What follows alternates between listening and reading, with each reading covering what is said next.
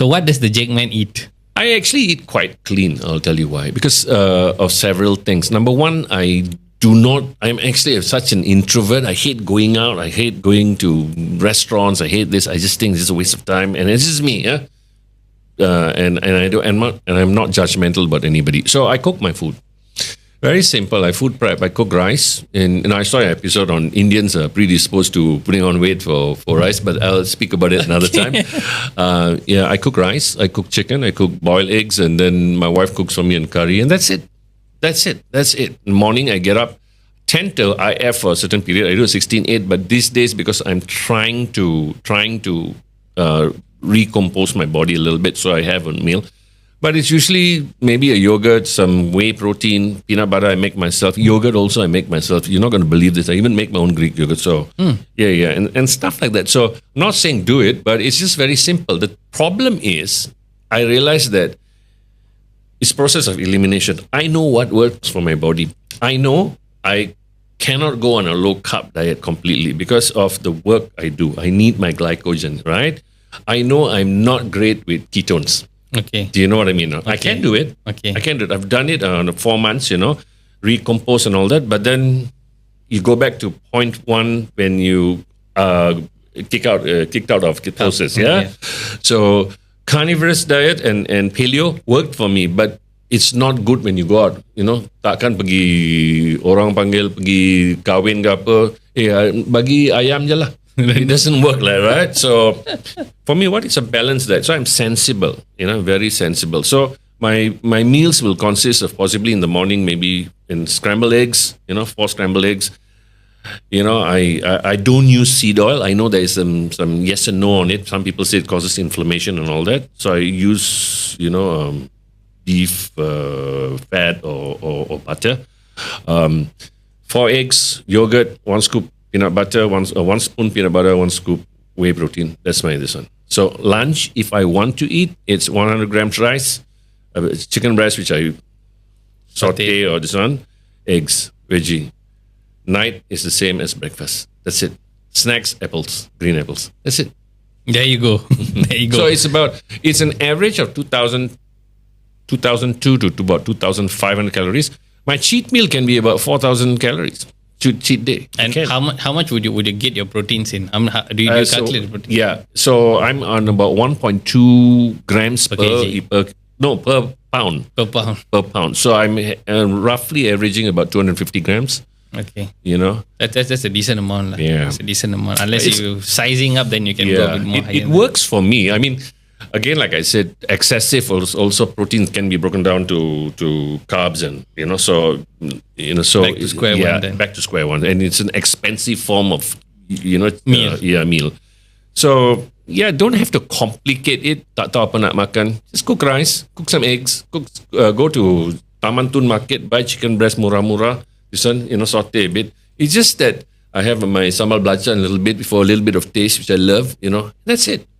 I don't stress out. I'm not a foodie. If I feel like eating something, I'll cook it. Or, once in a while you cheat meal. Other than that, it's just very simple. No, you mentioned very 2 important points here.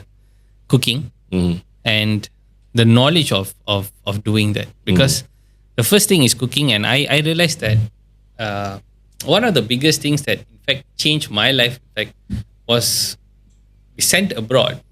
And you don't even know how to cut anything, and then you learn everything from scratch. Yeah, I've been alone since I was 14. So understanding to cook as a young adult is a very key element.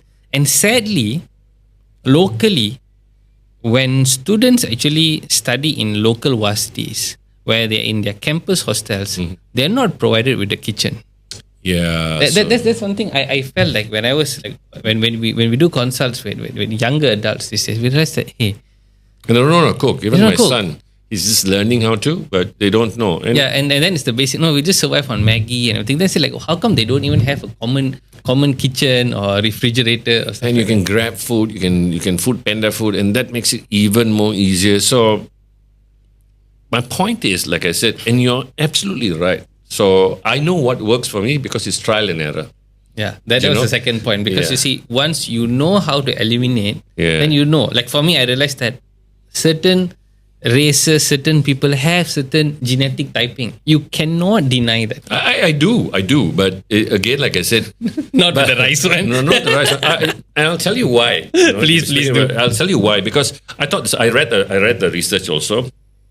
It's one research, but if you look at, generally people in the 70s or 60s, no matter how, they were much slimmer, right? So I think it's a sedentary lifestyle that causes this. I eat rice every day. Every day. In fact, it's my staple food. I'm like this, if you can see, I'm very lean. I'm walking around with 12 to 14% body fat at this point, so, and without the rice, it's very hard for me. So if you say that, rice causes me to put on weight, I think excessive rice causes me. Definitely. You know what I mean? Always the If amount. you notice, the Indian vegetarians tend to look a bit because it's just veg.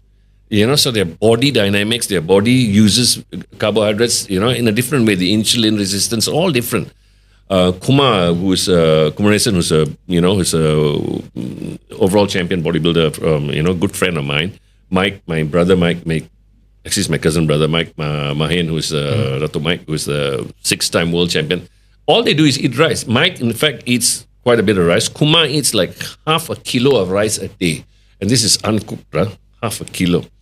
But it's 7% body fat.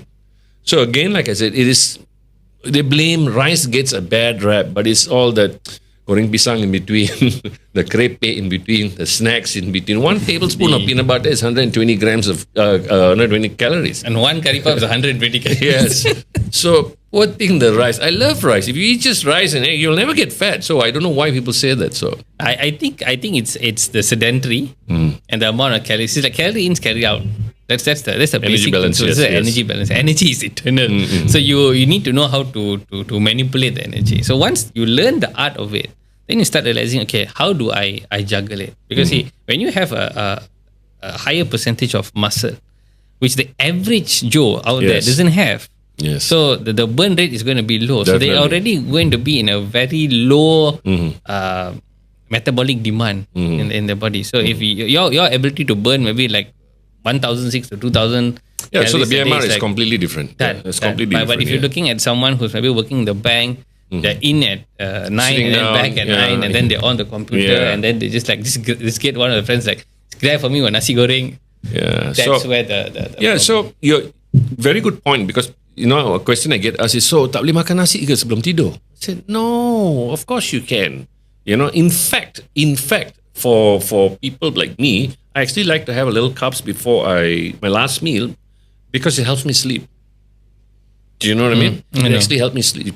So you're right, it's the energy balance and people forget. So it's not rice that is poor rice is victimized. I think it's all the other things. Get up and move.